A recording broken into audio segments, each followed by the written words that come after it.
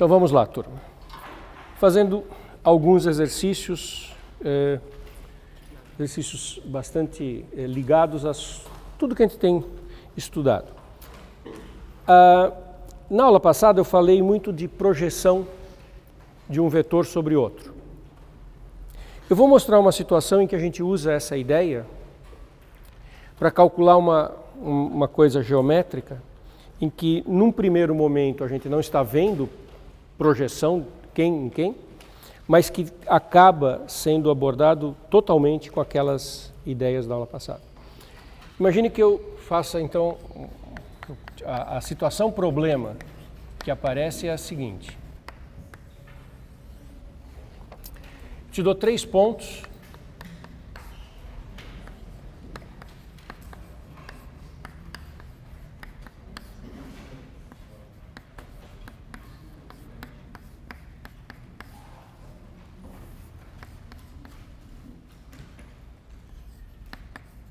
Te dou 3 pontos, portanto está no espaço dos pontos. Não estou falando em vetor. Te dou 3 pontos em E3. Lembra que eu chamava, quando eram vetores, eu chamava V3. E E3 é os pontos. Então é claro que eu tenho um sistema de coordenadas e tenho os pontos do espaço. Eu quero saber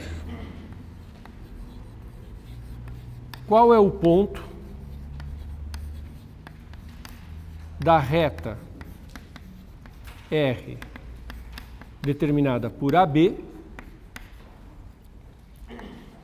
mais próximo do ponto P.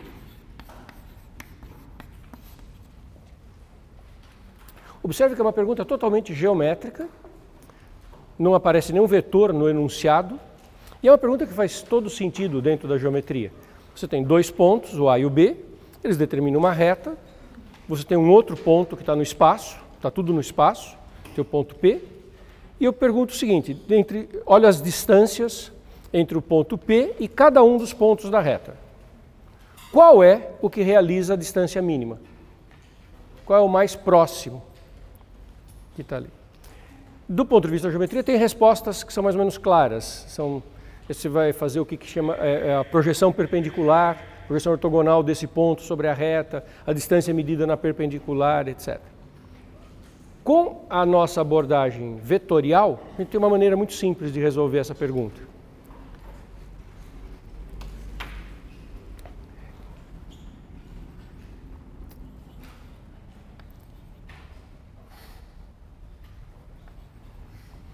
Imaginemos no espaço essa situação, os pontos A, B e P. Claro que o meu desenho está no plano, mas isso podia estar em qualquer posição no espaço. Pensa na reta determinada por AB.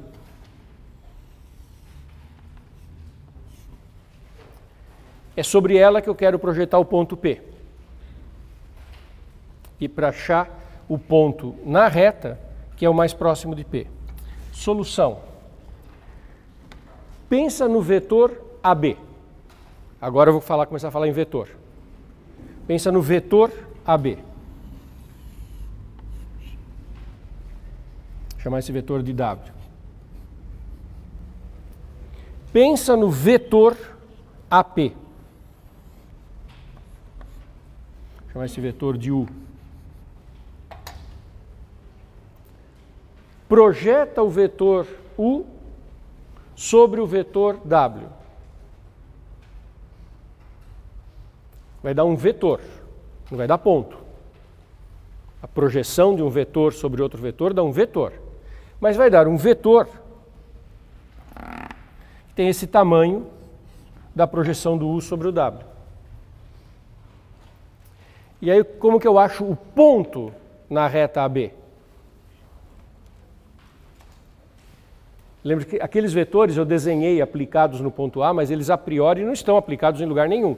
Eles são vetores, eles são classes de equivalência de segmentos orientados. Mas se eu pegar agora o vetor que eu obtenho na projeção e somar no ponto A, aí ponto mais vetor, dá ponto. E dá exatamente o ponto que eu estou procurando.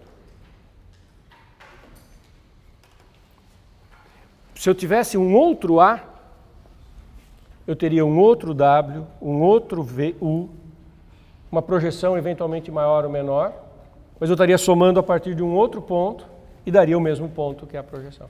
Aí a hora que eu achar esse ponto, eu sei qual é a distância e sei qual é o ponto que realiza a distância mínima. Geometricamente isso fez sentido? Como que eu traduzi o problema geométrico para um problema vetorial? Tá, isso está claro? Para fazer isso, né, então, como eu disse, não é a única abordagem, essa abordagem vetorial. Mas se eu for fazer essa abordagem, lembre-se que nós temos uma situação que se eu pego um ponto A, somo um vetor U, isso dá um ponto B. Lembra que a gente viu esse conceito de pegar um ponto, somar um vetor, isso dá um ponto, que é um conceito muito útil porque ele dá a ideia de deslocar um ponto através de um vetor.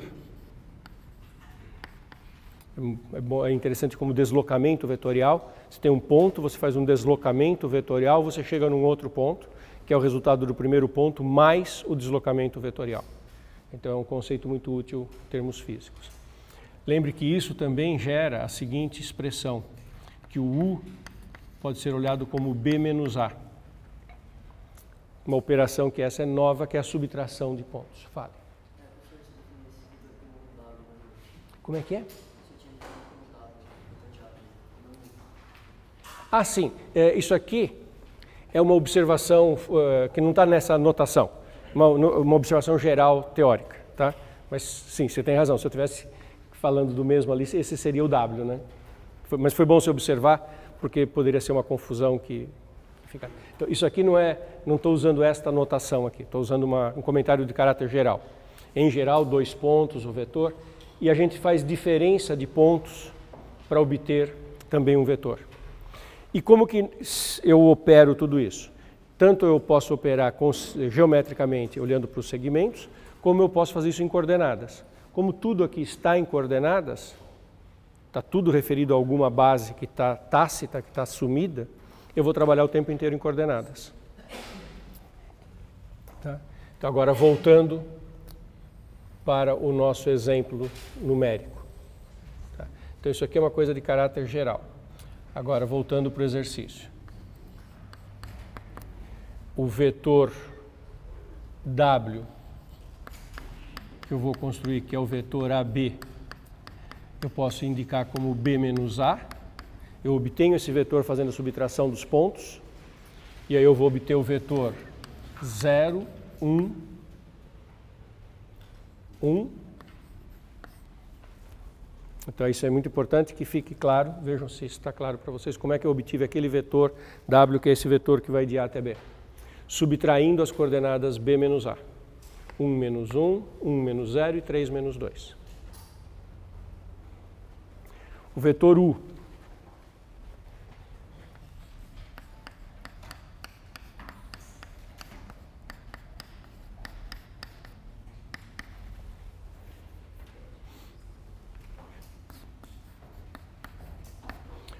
Faço as coordenadas do P menos as coordenadas do A. 2 menos 1, que é 1, 1 menos 0, 3 menos 2, que é menos 5.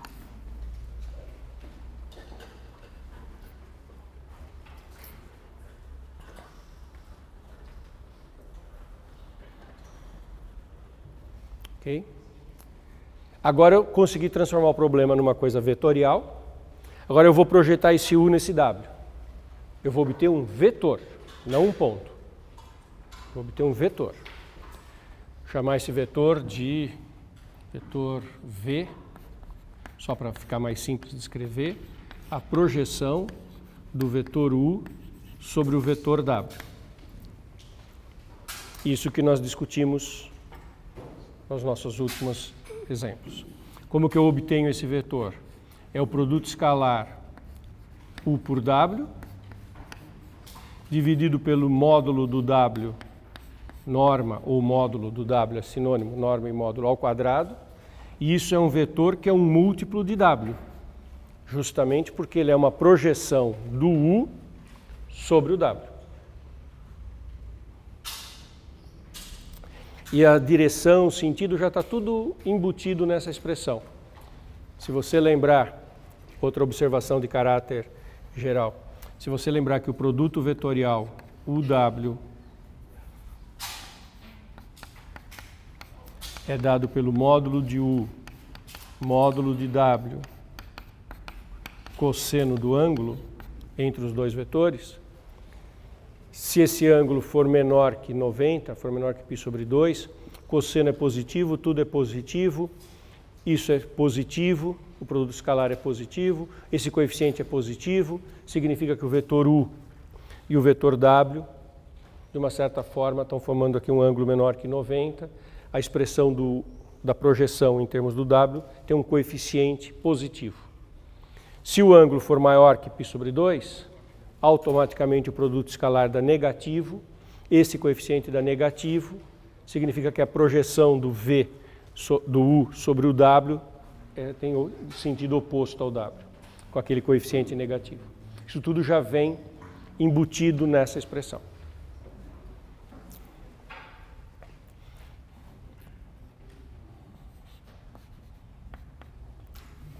Então, nossa projeção V é igual.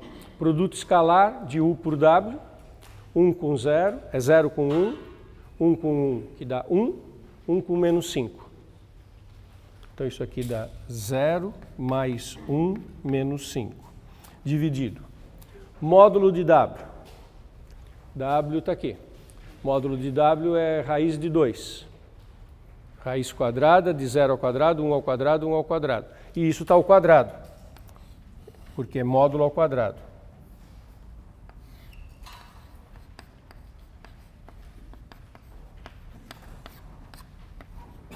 E isso na direção W. Então, nós temos o vetor menos 4 sobre 2W, ou seja, agora em coordenadas, o vetor projeção é menos 2W. Menos 4 sobre 2. Então, o vetor projeção é 0, menos 2, menos 2.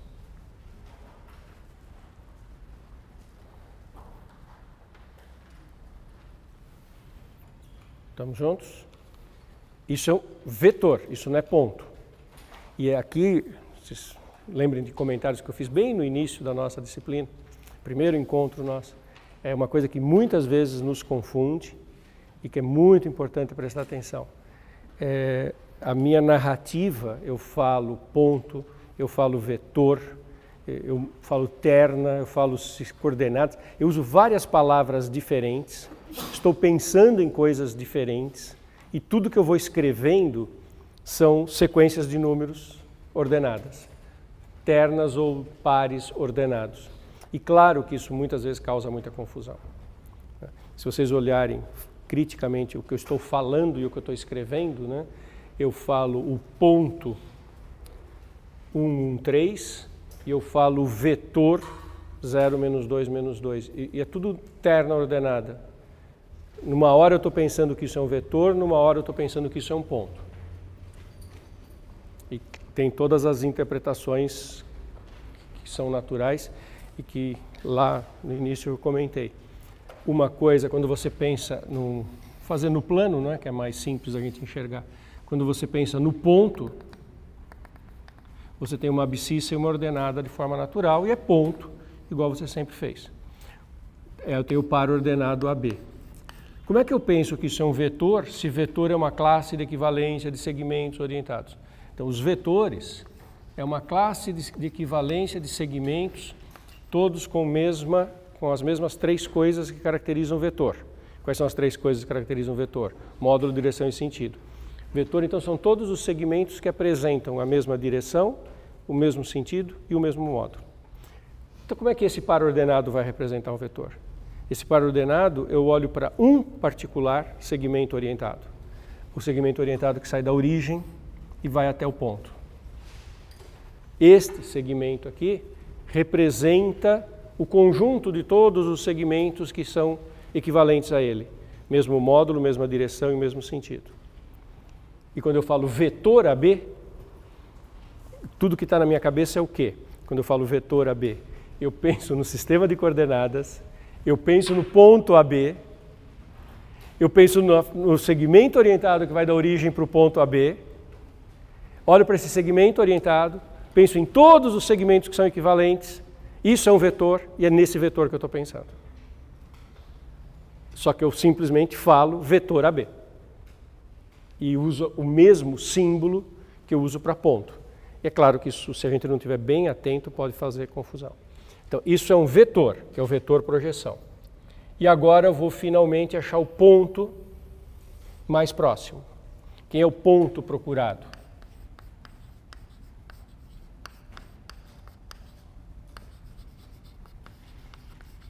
O ponto procurado eu vou chamar de Q, e o Q é igual o ponto A mais o vetor V. É o ponto A mais o vetor projeção. Fale.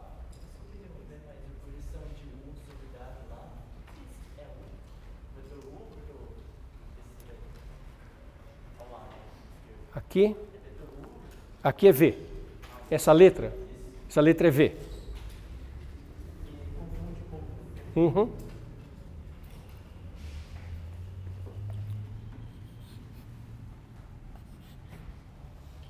Esse vetor é V. E aqui também é V. Então, o ponto que eu procuro é o ponto A mais a projeção ortogonal do vetor AP sobre o vetor AB. E ainda, então, de novo, com essa coisa de misturar notações, né? O ponto A é 1, 0, 2. E o vetor V é o 0, menos 2, menos 2. E, portanto, o ponto Q é 1 mais 0, 1. 0 menos 2, menos 2. 2 menos 2, 0.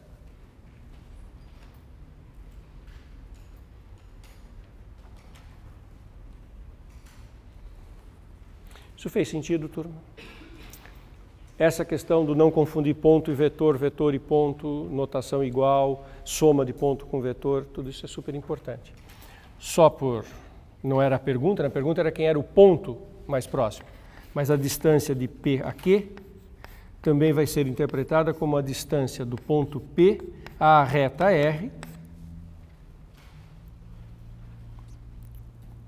Geometricamente, eu estou considerando que a distância do P ao Q é a distância do ponto P até a reta R. E aí, bom, aí isso é a raiz quadrada. Como é que nós fazemos distância entre dois pontos?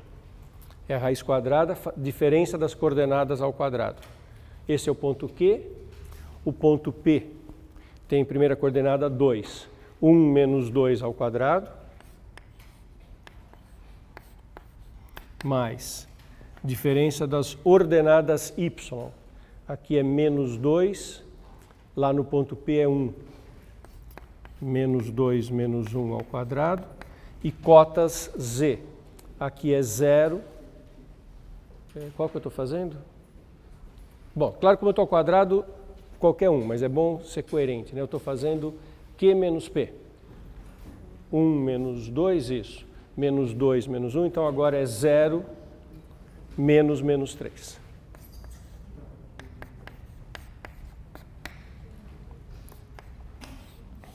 Isso dá raiz quadrada 9, 13, não, 9, 18, 19. Raiz quadrada de 19.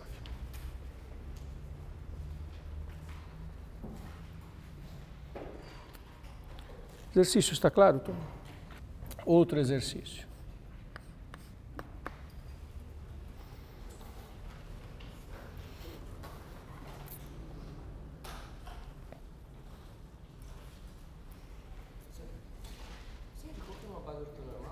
Como? Eu não disse, mas sim, a base desse exercício, talvez eu não tenha enfatizado, tem que ser ortonormal. Onde que eu usei que a base do exercício era ortonormal? No produto escalar sendo feito coordenada a coordenada. quando eu fiz o produto escalar, multiplicando as coordenadas e somando, eu tacitamente só posso fazer isso se a base for ortonormal. Certo? No enunciado do exercício, quando eu tinha essas coordenadas no E3, eu tinha um sistema de coordenadas e é aqui que eu tinha que ter uma base ortonormal. Senão, nada disso faria sentido. Não tem uma base ortonormal. Eu só conseguiria fazer se eu estivesse crescendo? Isso. Se eu não assumisse que a base é ortonormal, eu teria que saber o ângulo entre os vetores. Aquela distância de P aqui também é igual ao módulo do vetor U menos V, né? Sim, isso é o módulo do vetor U menos V. Sim. Se nós chamarmos esse vetor aqui de V, então vale o seguinte, né? O vetor V, vetor, mais o vetor QP, V mais QP é igual ao vetor U. Então o QP é U menos V.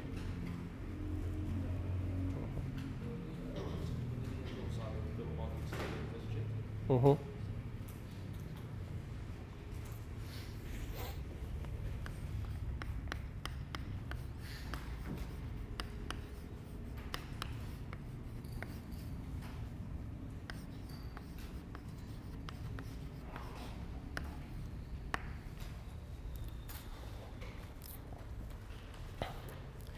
Agora vou brincar um pouquinho de coordenadas, brincar mais um pouquinho de coordenadas.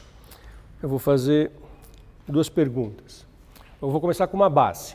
O que era uma base mesmo do espaço dos vetores? 3 vetores, Li. Não estou dizendo que ela é ortonormal, tá? É uma base. Então, minha primeira pergunta, eu vou dar 3 outros vetores e perguntar se eles são uma base. Pergunta A. Vou definir novos vetores. Vetor F1 é igual ao E1. Vetor F2 igual ao E1 mais E2. E vetor F3,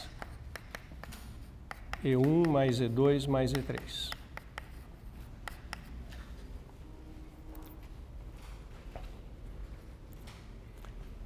Se eu estivesse falando de uma base ortonormal, se eu estivesse falando daquela base que nós estamos acostumados a usar, quem seriam os meus vetores? Vou desenhar a base E em laranja e os vetores F em azul. Se a base fosse ortonormal, eu teria esses vetores, E1, E2, E3.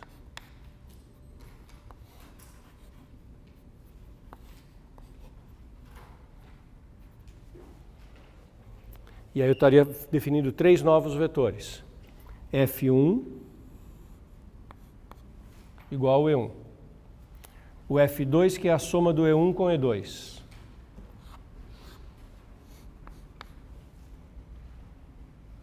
E o F3, que é a soma do E1, E2, E3.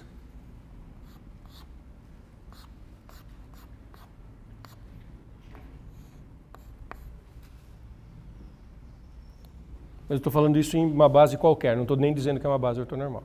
Mas está claro qual que é a geometria? Comecei com 3 vetores, defini outros 3 vetores.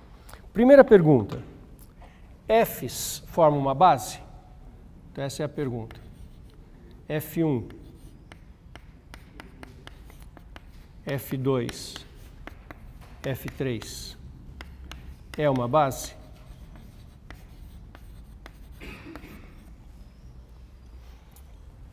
Nessa situação que o começo é ortonormal, nenhuma dúvida, não? Que esses 3 vetores azuis são LD. Se a base inicial fosse ortonormal, eles não formariam uma base ortonormal, mas formariam uma base. Como é que eu respondo isso em geral? Sem fazer um desenho e sem que eu não sei de saída qual é a posição relativa da base E1, E2, E3. Não necessariamente uma base ortonormal. Como é que eu respondo essa pergunta?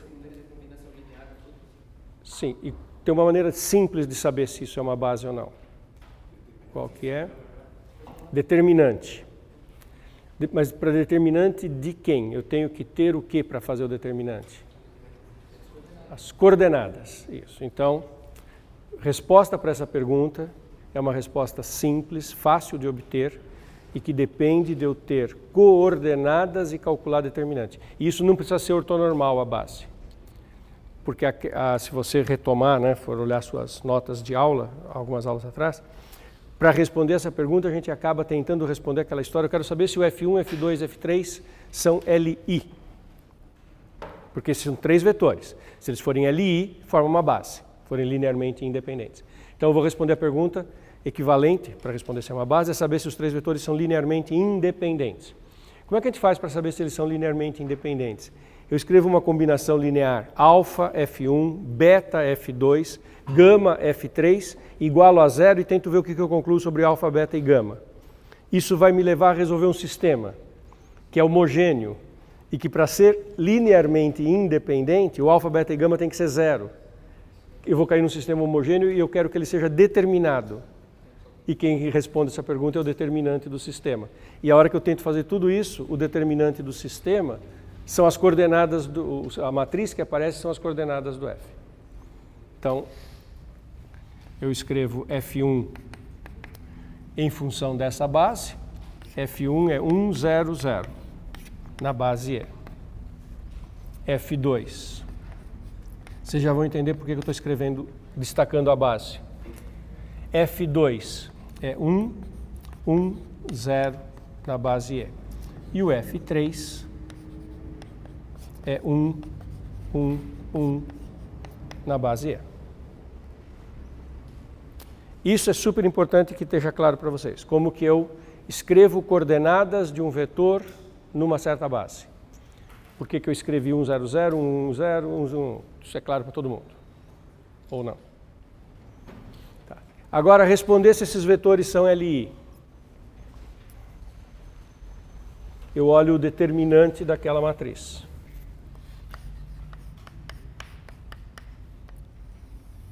Então, eu coloco 1, 0, 0, 1, 1, 0, 1, 1, 1. Claro que eu posso calcular o determinante pela regra usuais, mas é bom vocês saberem as principais regras de cálculo de determinantes. Tem uma lista delas em exercícios aí da nossa lista para vocês recordarem regras de determinantes. Aqui tem uma regrinha direta que é, alguém se lembra, que eu não preciso fazer conta nenhuma? Matriz triangular, o determinante é o produto da diagonal principal. Não precisa nem fazer regra de Sarro. Isso vale para qualquer ordem. Pode ser uma matriz 4 por 4. Se ela for triangular, triangular quer dizer que de um dos lados da diagonal principal, todos os elementos são nulos. Nessa matriz, tudo que está do lado de cima da diagonal principal é 0, então o determinante é automaticamente o produto da diagonal principal. Então esse determinante é 1, que claro é diferente de 0. Isso implica que a sequência F1, F2, F3 é linearmente independente e que é, em outras palavras, que eu tenho uma base B, que é o conjunto F1, F2, F3. Nessa ordem é base.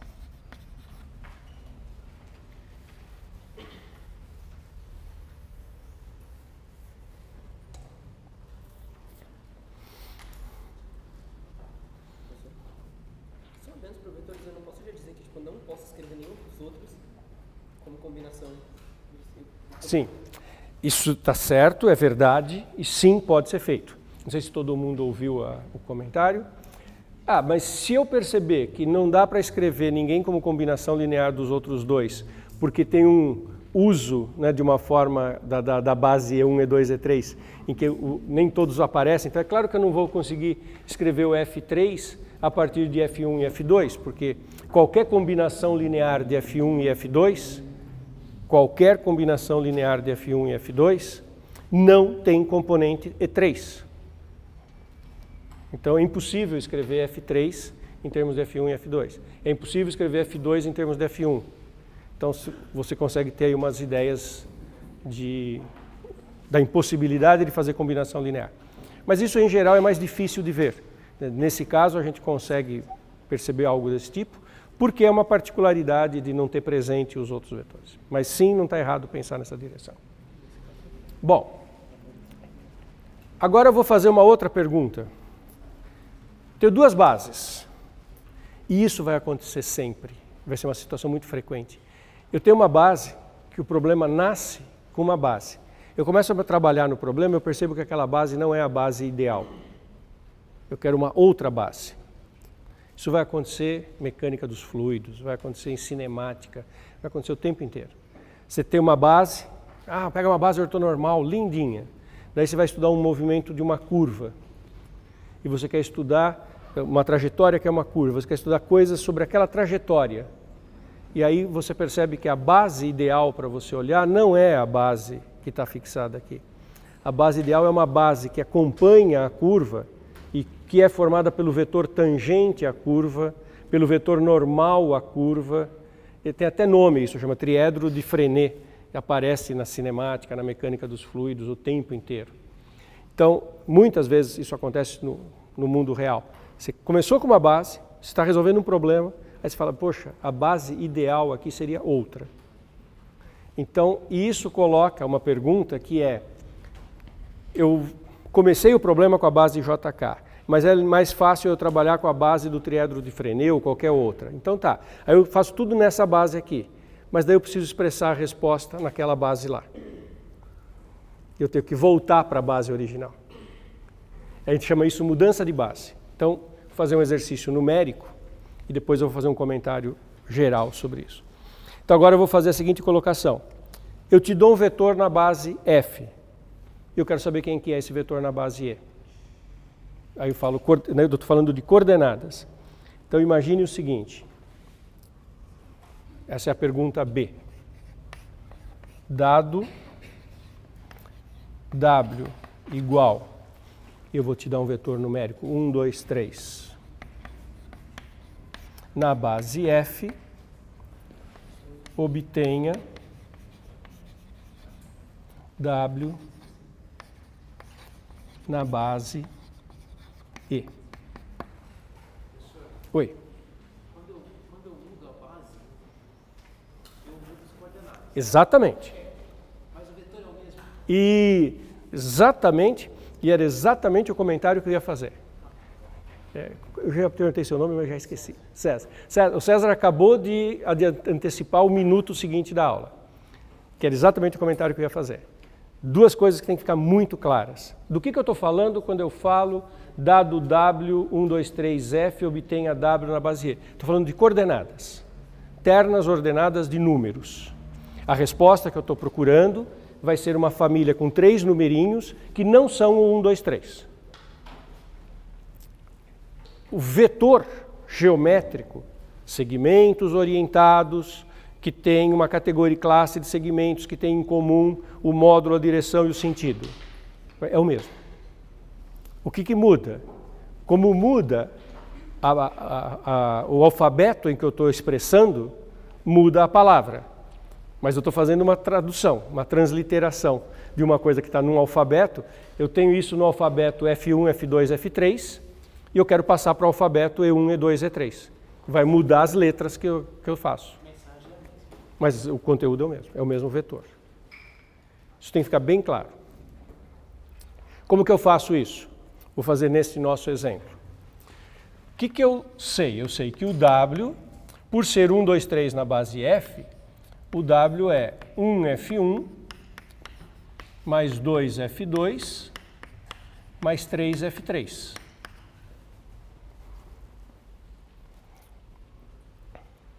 Isso é o significado de coordenadas. Não só sei que isso é o significado de coordenadas, como eu sei também que se eu tenho uma base, cada vetor tem uma maneira única de se escrever naquela base. É uma correspondência perfeita entre os vetores do ponto de vista geométrico e as coordenadas.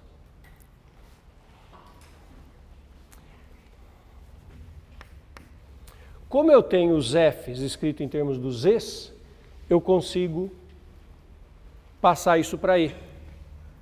Isso fica igual a 1 E1 mais 2 vezes F2, 2 E1 mais E2, mais 3, E1 mais E2 mais E3. E se eu fizer distributiva e reagrupar tudo, eu vou ter uma quantidade de E1s, uma quantidade de E2 e uma quantidade de E3. E1 eu vou ter uma vez, duas vezes, esse 2 pelo E1, e 3 vezes aqui. Um total de 6 E1. E2 não tem no primeiro pedaço, tem 2 E2. E aqui eu tenho 3 E2. Total de 5 E2. E E3 só aparece no último. 3 E3. Ou seja, o vetor W é o vetor 6, 5, 3 na base E.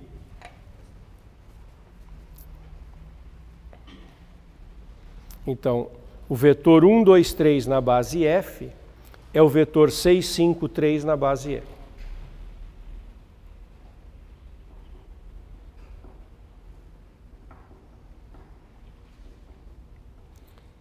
Tem um jeito econômico de fazer isso, que é um jeito geral, que eu não preciso fazer essa substituição e fazer a conta. Tem um jeito super simples, que é o seguinte. Quando eu olho para isso aqui, está vendo 1, 0, 0, 1, 1, 0, 1, 1, 1, eu monto essa matriz com esses números e multiplico essa matriz por aquela matriz 1, 2, 3. E já vai dar a matriz 6, 5, 3. Só que tem um detalhe. A matriz que eu vou montar não vai ter 1, 0, 0 na linha. Vai ter 1, 0, 0 na coluna. Como se eu tivesse transpondo. Vou mostrar isso para vocês. Eu vou gastar 10 minutos fazendo uma conta genérica, que é muito bonita.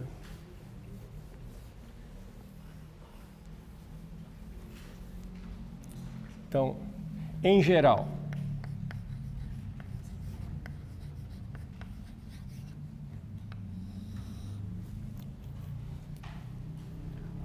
pensa nas seguintes coisas. Então, são duas bases. Base E, E1, E2, E3. Base F, F1, F2, F3. Eu vou ter um vetor W que eu sei escrever nas duas bases. O vetor W é x1, x2, x3 na base E, ou seja, x1, E1 mais x2, E2 mais x3, E3. E o W também se escreve na base F, com números diferentes. Y1, Y2, Y3. E claro que isso significa Y1, F1, Y2, F2, Y3, F3. Esse é o caso geral daquilo que eu acabei de fazer, um caso numérico desse caso geral. Eu tenho duas bases, tenho um vetor que está escrito numa, na verdade eu queria escrever na outra, né? Agora eu estou colocando a pergunta de caráter genérico. No meu exemplo numérico, eu tinha o vetor na F e dei um jeito de escrevê-lo na E. Agora eu vou formular a seguinte pergunta. Como é que eu comparo, qual é a relação, dadas as duas bases, qual é a relação entre as coordenadas x1, x2, x3, y1, y2 e y3? Ou no meu exemplo numérico. Qual é a relação geral entre 6, 5, 3 e esse 1, 2, 3 aqui? Tem algum jeito de entender o que sempre, qual que é a correlação entre esses? Resposta, tem. Qual que é a resposta? Então essa resposta poderia ser outra, mas a resposta que é a seguinte. Você pega a base F e escreve na base E. Ou seja, escreve a segunda base em termos da primeira. Como eu fiz nesse enunciado. Então eu vou escrever que F1 é igual a alguns números vezes... esses números eu já vou completar, turma.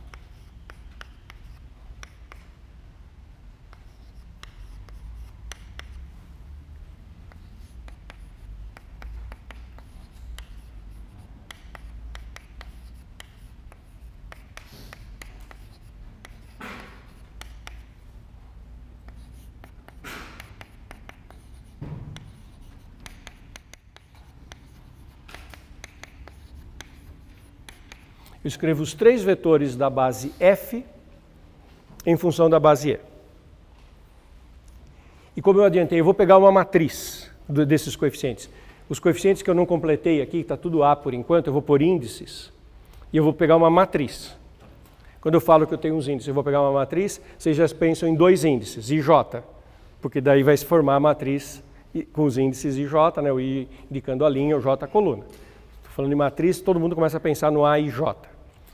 Só que eu vou escrever de uma forma esperta, porque eu já sei o que vai acontecer. Talvez o mais natural fosse escrever aqui A11 e vocês pensassem em escrever aqui A12. Como eu sei que vai ter uma inversão aí, eu já vou escrever aqui A21 e aqui A31. Aqui eu vou escrever A12, aqui eu vou escrever A22 e aqui eu vou escrever A32. Um pouco ao contrário do que seria o mais natural. Aqui A13,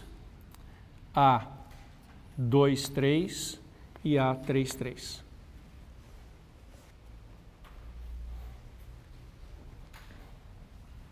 Vou chamar essa igualdade aqui de 1 estrelinha e essa segunda aqui de 2 estrelinhas. Olha o que 2 estrelinhas está me dizendo. 2 estrelinhas está dizendo que W é igual a isso, né? Y1, F1, Y2, F2, Y3, F3. Como foi que eu resolvi o meu exemplo numérico?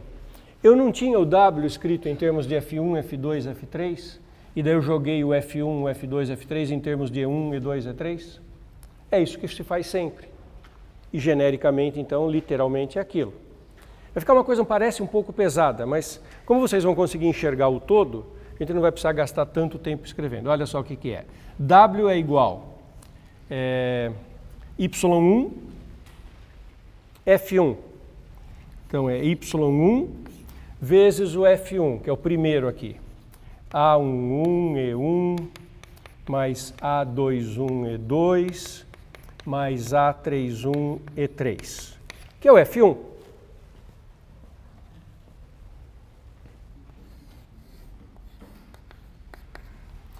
E aí vem uma coisa que eu não vou escrever todos os termos, mas Y2 daí vira um parênteses com quem aqui dentro?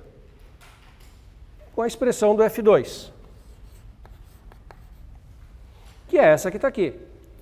Começa com A1, 2, E1, mais tudo que está aqui no F2. Certo?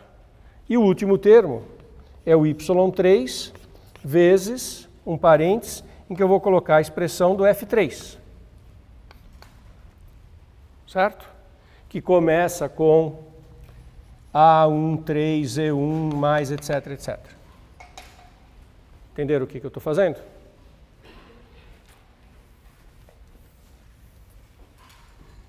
Aí eu tenho 3 partes, cada parte tem 3 termos. Quando eu fizer a distributiva, eu vou ter um total de 9 bloquinhos numéricos. E o que interessa fazer? Interessa fazer o que eu fiz aqui. Juntar todos os E1s, todos os E2 e todos os E3. Tudo bem? Como é que eu junto todos os E1? Quem são todos os coeficientes de E1? Onde tem E1? Começa com Y1, A11. Mais. Daí no F2 aqui, tem Y2, A12.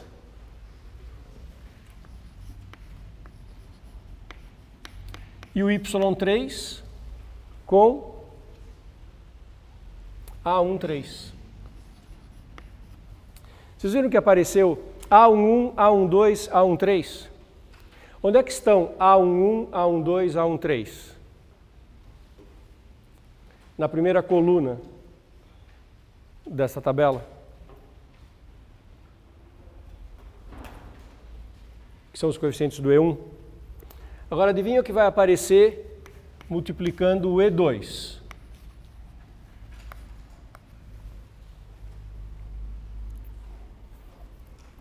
O Y1 vezes alguém. O Y2 vezes alguém. O Y3 vezes alguém. Adivinha quem que o Y1 multiplica? A21, que é o começo da segunda coluna. E o Y1, para pegar o E2, ele multiplica a segunda coluna. Então, Y1, A21, Y2, A22, Y3, A23. E uma coisa semelhante no E3.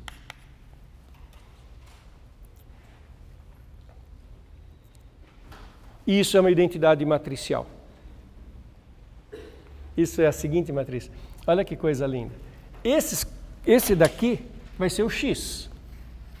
Esse é o X1, esse é o X2. Quem são os X mesmo?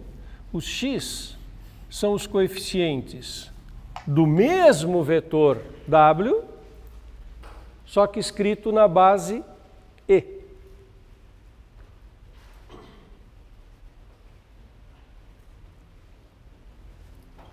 Olha que expressão linda. O W na base E, que eu vou escrever como uma matriz coluna, X1, X2, X3, está na base E, é igual a uma matriz 3 por 3 vezes uma matriz coluna Y1, Y2, Y3, que é a da base F, que é o W na base F. E sabe quem é essa matriz? É a matriz A11, A12, A13, A21, A22, A23, A31, A32, A33.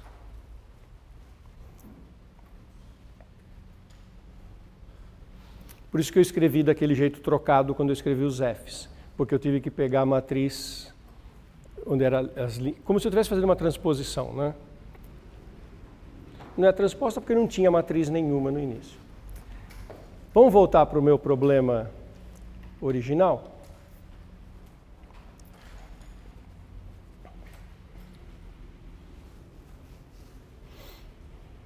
Onde que eu apago? Bom, vocês lembram que esse vetor aqui, ele resultou o vetor 6, 5, 3, né?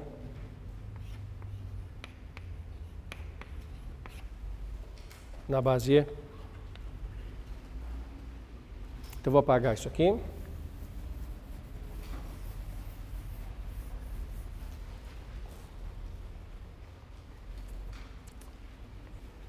Dado esse cara, como que eu obtenho esse? Então, agora eu vou refazer o numérico, só que eu vou fazer do jeito que é genérico sempre. Sabe como é que a gente faz? Se olha para o F1, você lembra que o F1 era E1, portanto ele era 1, 0, 0 na base E? Você lembra que o F2 era E1 mais E2, portanto ele era o 1, 1, 0 na base E? E você lembra que o meu F3 era E1 mais E2 mais E3,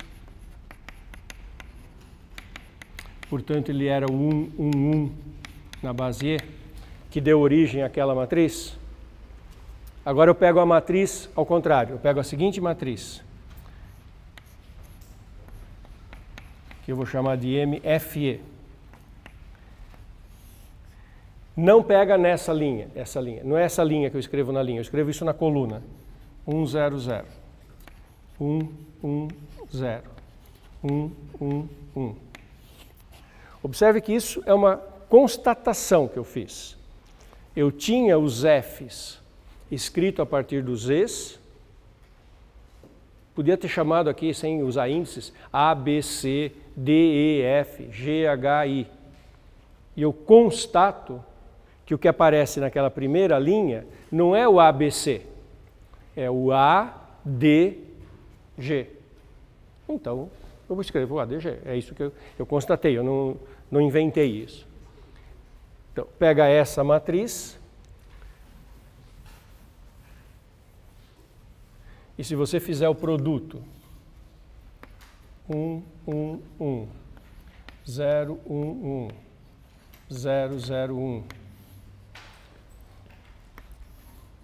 pelo 6, 5, 3,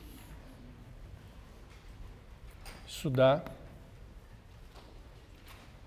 desculpe, não.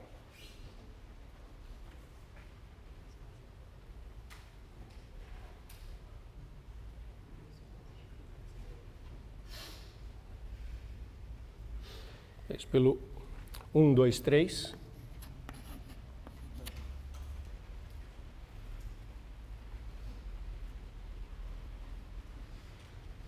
Essa é a matriz FE. Aqui estão as coordenadas no F.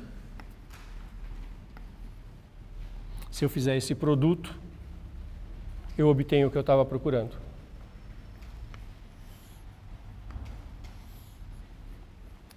Um, 2, 5, 6, 0, 1, 3, 2, 3, 5, 0, 0, 3, 3. Isso agora vale para qualquer vetor. Quer dizer, moral da história, eu pego essa matriz, tendo invertido as linhas, e aí qualquer vetor que eu tenha na base F, eu volto para a base E, fazendo esse produto matricial. Eu vou deixar esse comentário parado, não vou usá-lo mais, tá? Isso vai ser a continuação do nosso estudo conceitual. Mas eu quis fazer esse exercício porque ele nos faz repensar a questão de base, que isso a gente precisa saber já. Ficou claro isso que eu acabei de fazer? Tem uma coisa estranha apenas. Eu acho estranhíssima. Bom, não sei se vocês vão achar tão estranho quanto eu acho. Talvez eu tenha a mente um pouco atrapalhada. Vocês entenderam como é que funciona? Vamos dar um nome para essa matriz? Razoável chamar de matriz de mudança de base? Se vocês me perguntarem, matriz de mudança de base só, você não quer dizer de que base para que base? Como é que vocês chamariam? Matriz de mudança de base de E para F ou de F para E? Ela chama-se matriz de mudança de base de E para F. E você tendo as coordenadas no F, multiplica pela matriz que dá as coordenadas no E. Mas ela é a matriz de mudança de base do E para o F.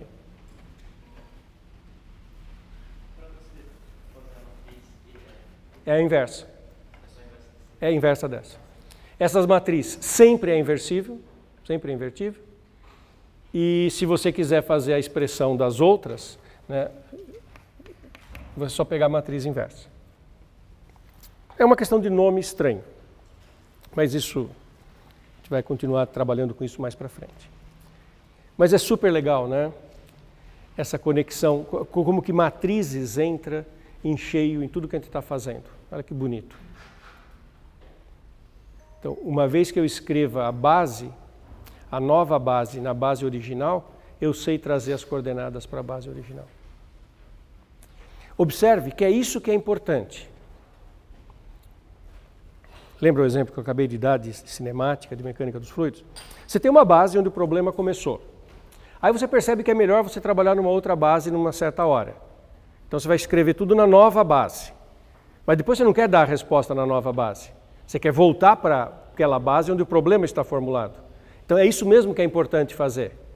Eu vou trabalhar nessa base, vou obter respostas nessa base, e quando eu tiver terminado a minha análise, eu quero voltar para essa.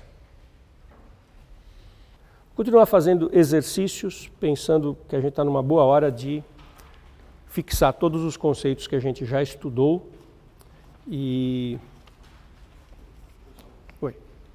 Eu só não entendi muito bem por que esse método, que parece de uma certa forma mais complicado, vai ser mais simples do que o outro método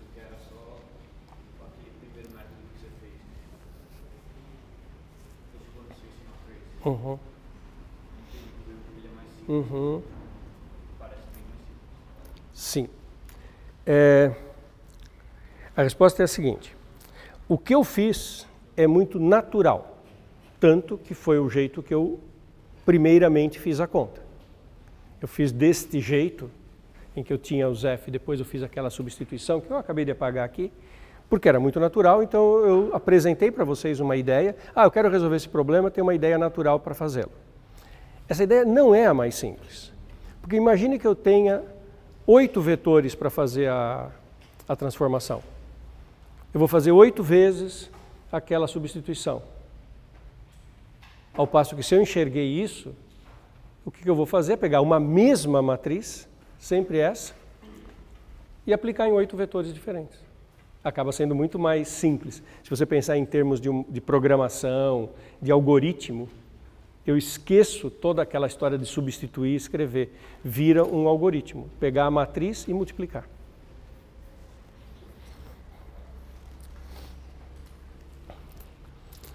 E a verdade histórica, que ninguém conta, antes de existir matrizes, ninguém tinha falado a palavra matriz, ninguém tinha estudado matriz.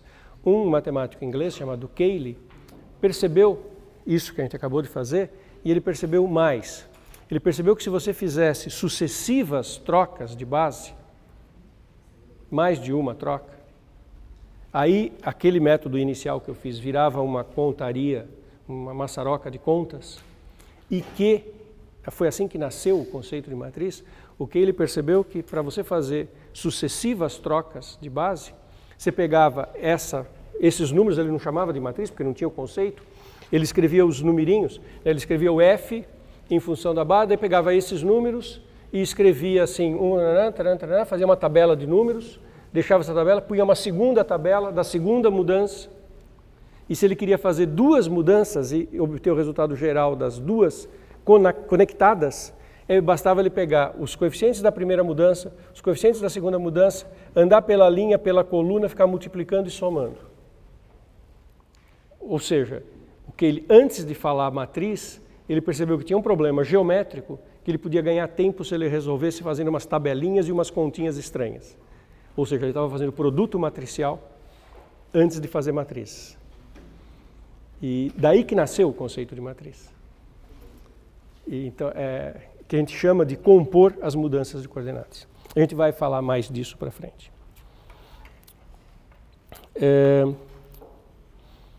Bom, vamos continuar fazendo exercícios que envolvem essas ideias de base, de LI, LD, que a gente precisa dominar bem.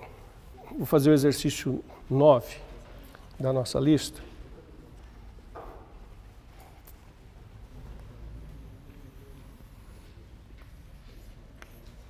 Olha como ele está enunciado. Dados vetores LI, UVW.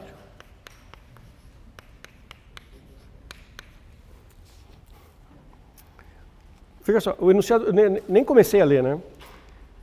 Vetores LI, UVW. Que palavra aqui imediatamente vem à minha mente? Base, exatamente. Mal comecei a ler o exercício. O cara escreveu LI e botou 3 vetores, pronto, é base.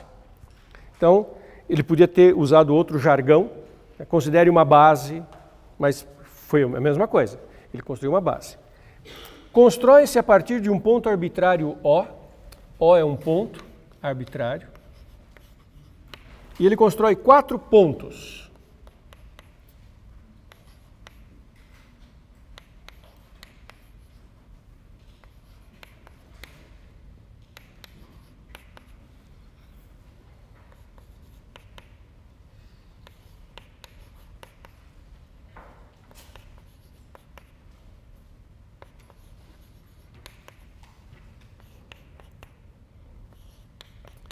Na construção desses 4 pontos,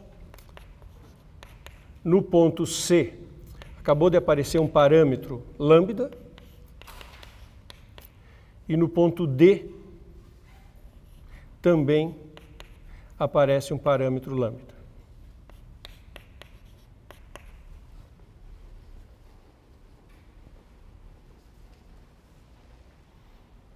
Então ele construiu 4 pontos. E aí ele fala, determine o lambda para que os vetores AB, AC e AD sejam coplanares. Então o que ele quer é que AB, AD, AC e AD sejam coplanares. Quando eu comecei a ler o exercício, eu perguntei para vocês que palavra vocês vinham à mente quando lia LI-UVW, vocês responderam corretamente, base. Agora termina com a pergunta AB, AC, AD coplanares. Que vem na mente de vocês? LD. 3 vetores coplanares são LD. Claro que a gente pode ficar tentando pensar em combinação linear, mas qual seria uma excelente maneira de trabalhar com isso? Ele quer saber qual é o lambda, né? A pergunta é qual é o valor de lambda. Achar o parâmetro lambda, se eu tiver uma equaçãozinha é super bom, né? Quando a gente quer achar um valor de um coeficiente, às vezes se você conseguir montar uma equação, sai fácil. Ele quer o lambda para que sejam LD. Que outra coisa vem na cabeça de vocês? Determinante. Se a gente conseguisse montar um certo determinante, ia ajudar bem. E que esse determinante teria que ser o quê? Igual a 0, para ser LD, porque se ele é diferente de 0 é LI, como eu usei no outro exercício. E como é que a gente faz para montar esse determinante? O que a gente precisa ter em mãos? Coordenadas. Então está feito o roteiro de resolução. Achar esses 3 vetores em coordenadas, em que base? Para ter coordenadas tem que ter uma base. Base UVW. Escrever esses 3 vetores na base UVW, pegar o determinante igual a 0. Achei o lambda. Tem mais de uma maneira de chegar nesses vetores em coordenadas. Qual que seria o caminho que vocês seguiriam, o primeiro caminho que ocorre para vocês? Tem mais de um.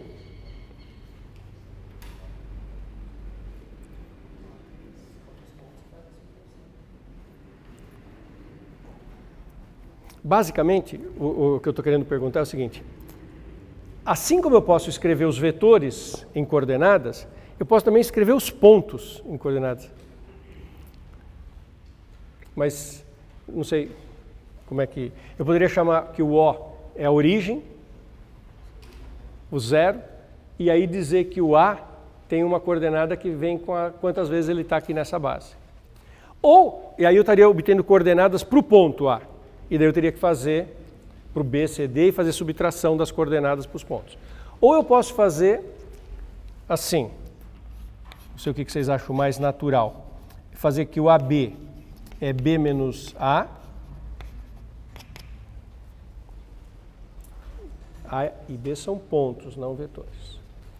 O AB é B menos A. Como eu tenho B e tenho A, eu posso fazer a subtração nessas expressões. Então eu faço O menos O, mata. Menos U, dá menos 2U. V menos 2V, dá 3V. Menos 2W, menos W, menos 3W. Ou seja, o vetor AB na base UVW tem coordenadas menos 2, 3, menos 3. Fundamental que essa frase fique muito clara para vocês. Vou repetir a frase, ver se todos os termos estão claros, por que é verdade, se está tudo transparente.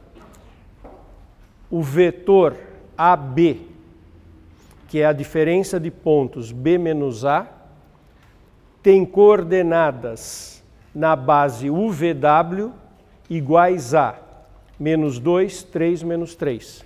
E eu obtive isso fazendo esta expressão menos essa.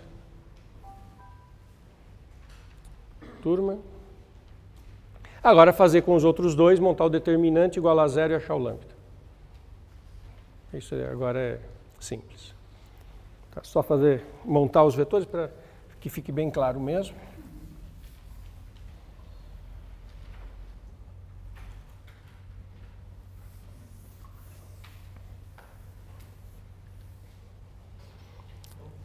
Oi. Na base UVW. Base UVW. Porque ele está escrito aqui como combinação linear de UVW. Poderia ter uma outra base subjacente. Quer dizer, o exercício poderia ter falado assim, eu considero uma base no espaço V3 e considero vetores UVWLI. Teria lá uma outra base. Mas como nós não estamos usando o UVW em relação a nada, o UVW é o nosso ponto de referência. Então é o UVW que é a base de partida para nós nesse exercício. Aí AC, que é o ponto C menos o ponto A,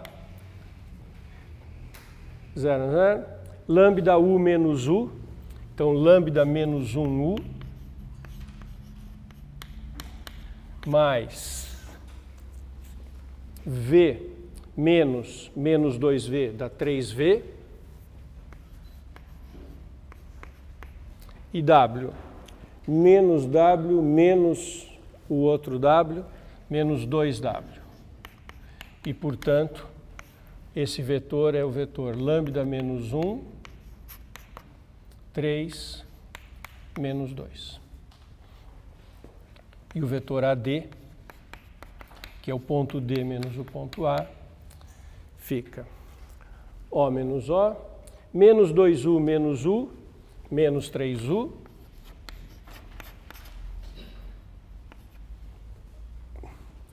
menos lambda W, menos W, menos lambda W, menos W, fica menos... É exatamente o que eu vou perguntar. Menos lambda menos 1W, o coeficiente aqui é menos lambda, aqui menos esse W, fica menos lambda menos 1W. Paro aqui, está certo? Esqueci de alguma coisa? Essa é uma distração que poderia ocorrer para alguém, né? Eu estou fazendo o D menos o A. Como no D não tem o V, eu esqueço de pôr o V. Né? Eu faço O menos O, esse U menos U, esse W sobre esse W e terminei. Não, peraí, tem V aqui. Quanto que é o coeficiente do V aqui? 0. Então eu tenho que fazer 0V menos menos 2V. E aqui tem 2V.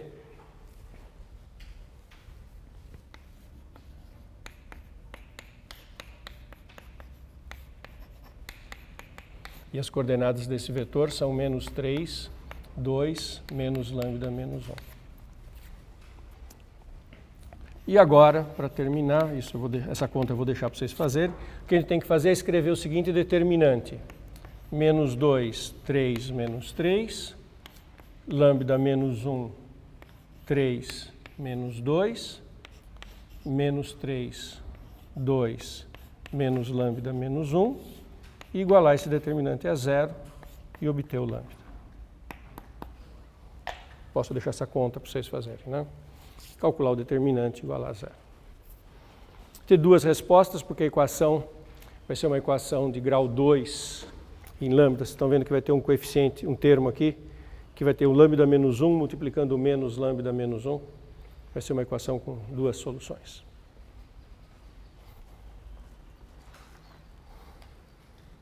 Fazer o exercício 15. Determinar o valor de alfa para que o vetor U igual a alfa E1 mais 2E2 mais 3E3 seja a combinação linear dos vetores V igual E1 mais 4E2 mais 5E3 e W 2E1 mais E3.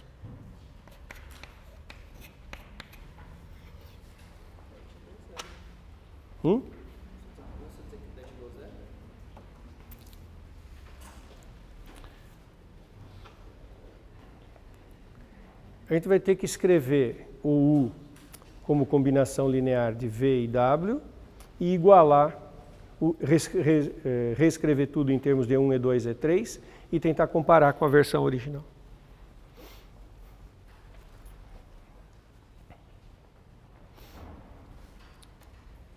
Eu adoro fazer a seguinte anedota contra essa disciplina de álgebra linear.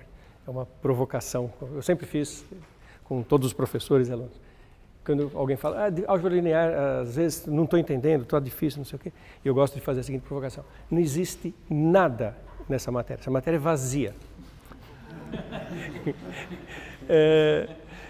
É apenas uma linguagem. Se você, agora tirando a anedota, né? Se vocês perceberem, boa parte do que eu fiz ao longo dessas aulas todas e do que nós estamos fazendo é um jeito de falar coisas, de expressar fatos matemáticos, é um jeito de descrever fenômenos da geometria, mas tem uma grande quantidade disso, de linguagem. Teoremas matemáticos, fórmulas matemáticas, expressões matemáticas, teve algumas. A fórmula da projeção. Eu fiz lá uma demonstração de que se três vetores eram LD paralelos a um plano, um se escrevia como combinação linear do outro, isso era um resultado matemático. Mas tem uma grande quantidade do que a gente faz que é só linguagem. E é uma das razões que a gente demora para dominar, para ficar seguro. Porque como é um monte de linguagem, a gente tem que gastar um certo tempo para interiorizar a linguagem, para ficar, né, robusto, para dominar a linguagem. E a gente muitas vezes faz uma enorme confusão, e quando você olha criticamente, qual foi a confusão que eu fiz aqui? Foi uma confusão de linguagem. Então é uma coisa importante de vocês estarem bem conscientes. Mas é preciso gastar um tempo amadurecendo linguagem. É para isso que os exercícios são importantes, para a gente concretizar essa linguagem. E aliás, isso é uma das dificuldades da área de exatas que as pessoas, muitas vezes da área de humanas, não percebem. Essa importância que tem para a gente repetir. Muitas vezes as pessoas de humanas olham para isso e falam, mas como assim? Num curso universitário, nas grandes universidades, você fica fazendo exercícios de repetição de processos? Que falta de profundidade, que coisa mais rasteira intelectualmente. Vocês estão fazendo cálculo, né? Vocês estão vendo como um monte de exercícios que você repete uma certa técnica, né? É engraçado que é fundamental em matemática, em exatas, fazer isso. A gente só vai ficar realmente compreender o conceito se a gente fizer exercícios muitas vezes repetitivos. Não existe aprendizado de cálculo, de álgebra linear, de física, se você não fizer isso. Você não vê uma ideia, uma grande ideia, e se você não fizer contas, fala, não, eu entendi todas as ideias. Não entendeu nada. Se a gente não fizer esse exercício chão, muitas vezes de rediscutir as definições, a gente não se apropria verdadeiramente dos conceitos. É engraçado isso, é uma especificidade desse assunto, né? Então vamos lá. A pergunta é quem é o alfa. O U foi dado em termos de E1, E2, E3. Obrigado. E é claro que E1, E2, E3 aqui é uma base. E1, E2, E3 é notação clássica para base canônica, ortonormal, etc, né? A boa educação pede que se repita isso toda vez, mas isso é meio tácito. E1, E2, E3 é aquela base. E eu quero escrever esse U em função, como combinação linear desses vetores, eu quero saber se eu consigo descobrir quem é o W, o alfa. Então, escrever o U como combinação linear de V e W é escrever U igual a, vou usar outras letras, não o alfa, xv mais yw. Concordo? Combinação linear é isso. Eu pego os dois vetores, coeficientes numéricos x e y. Quero saber se isso é possível. Então, olha qual que é a natureza da pergunta do exercício. Determina lá aquele alfa, mas para que isso seja possível. É possível que isso não seja possível? Pode ser. E o que joga aqui? Exatamente, como é que é seu nome mesmo? Christian. Cris. Foi exatamente aquilo que o Cris falou há uma hora atrás, quando eu estava fazendo exercício aqui. Ele falou, mas eu já estava vendo que ali não dava para fazer combinação linear por causa do estar presente e não estar presente certos vetores. É esse que é o jogo que está aqui. Dependendo de como for esse alfa, pode ser que não dê certo. Pode ser que para poder escrever o 3 em função desse 5 e desse 1, eu tenha que fazer certas coisas que contradigam o que vai ocorrer no E1. Para eu acertar o E3, eu não consigo acertar o E1. Há uma relação interna entre eles. Então pode ser que não seja possível. Vai depender exatamente do alfa. E se eu conseguir fazer isso, é porque eu fiz x vezes v. V é E1 mais 4 E2 mais 5 E3. E YW é Y 2E1 mais E3. Reagrupando, x multiplica E1, 2Y multiplica E1. Já fiz isso na aula de hoje mais de uma vez, né? Usei uma combinação linear, fiz uma distributiva e aí reagrupei usando os da base. Estou destacando agora da base. Então eu fiz aqui o xE1, o y vezes 2E1, deu x mais 2YE1. Agora vai ter a parte que multiplica o E2. 4x e aqui não tem. Então é só 4x E2. E a parte que multiplica E3. 5x mais y.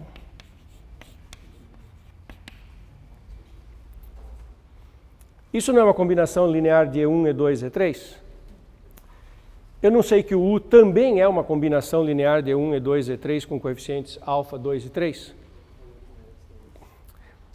Lembra como é que a gente falou em coordenadas? Quais eram as frases que me permitiram escrever em coordenadas? Estava no espaço, pegava 3 vetores, eram LI. Aí qualquer quarto vetor que eu pegasse se escrevia como combinação linear dos 3 da base. E eram esses coeficientes que eram as coordenadas. E para poder fazer isso, tinha uma palavrinha no meio do discurso. Eu pegava 3 vetores LI, formava uma base, eu pegava um quarto vetor, se escrevia como combinação linear desses 3 de maneira única. É por isso que eu podia dizer as coordenadas são. Não é que tem diferentes maneiras de pegar coordenadas. Como os 3 são uma base, qualquer vetor, quarto vetor, se escreve a partir deles e essa maneira de escrever é única. A gente demonstrou isso. Se tivesse 2, eu faria uma subtração, chegaria numa combinação linear da base, dando 0. Aí os coeficientes tinham que ser 0 e os coeficientes tinham que ser iguais para que desse 0, 0, 0. Se eu escrevesse de 2 maneiras diferentes, na hora que eu fizesse a subtração e igualasse a 0, eu via que os coeficientes tinham que ser todos nulos, ou seja, os mesmos coeficientes, na subtração.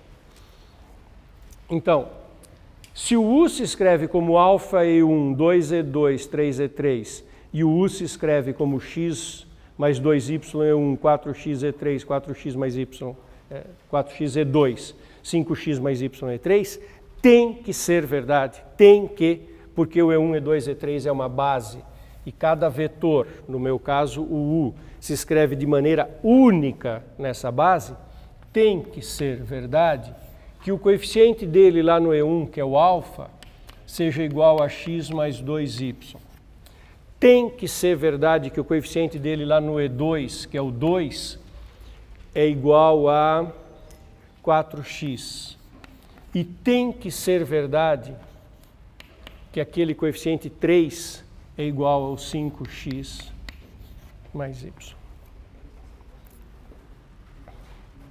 Vocês lembram que vocês estudaram no primeiro, segundo ano do ensino médio uma coisa que era princípio de igualdade de polinômios? Que se você tinha 2 polinômios, se você tinha o mesmo polinômio escrito de 2 maneiras, os coeficientes tinham que ser iguais. Você tinha uma igualdade entre polinômios, uma equação polinomial. Você tinha polinômio igual a polinômio, os correspondentes coeficientes tinham que ser todos iguais. O coeficiente do x3 e o coeficiente do x3. Sabe por que isso é verdade? Porque os polinômios 1, x, x2, x3 formam uma base do espaço dos polinômios. O espaço dos polinômios é um espaço de vetores e a base desse espaço são os polinômios. Constante 1, x, x2, x3, x4. Então, toda vez que você escreve um polinômio a partir destes monômios, tem que ser de forma única. Isso que é o princípio de identidade dos polinômios, que vocês usavam lá no ensino médio. É super bonito como que essa teoria ela vai se ramificando e pegando assim, ela vai dominando a matemática. E daqui descobriu-se, né? Daqui sai que o x é meio.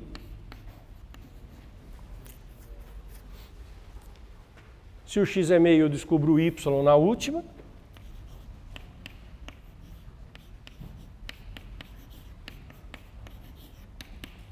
Três menos meio, também 2,5 também é meio. O y também é meio. E o alfa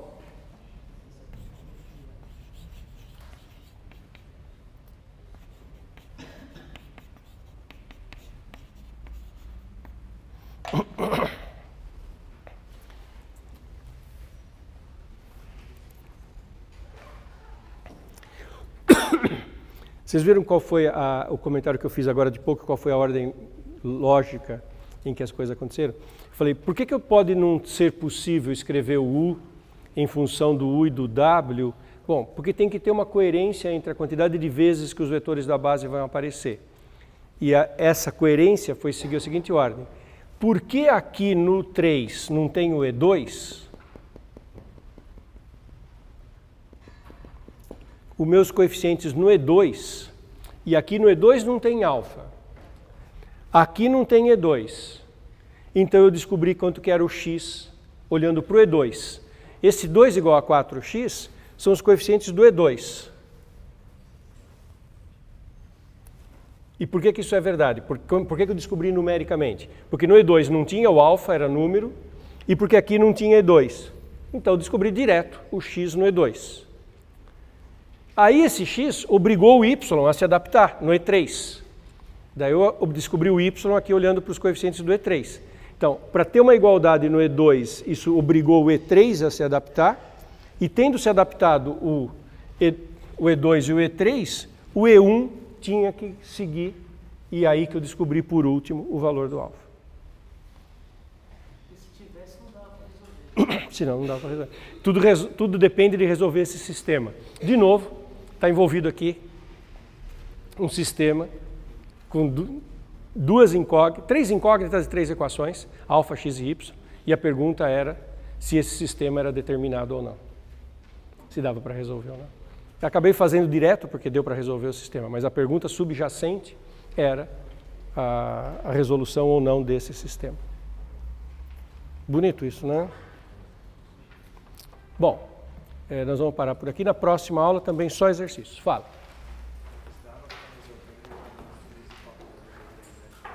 Sim, sim. É um sistema 3x3 linear, né? Uhum. Legal? Então continuamos na segunda-feira.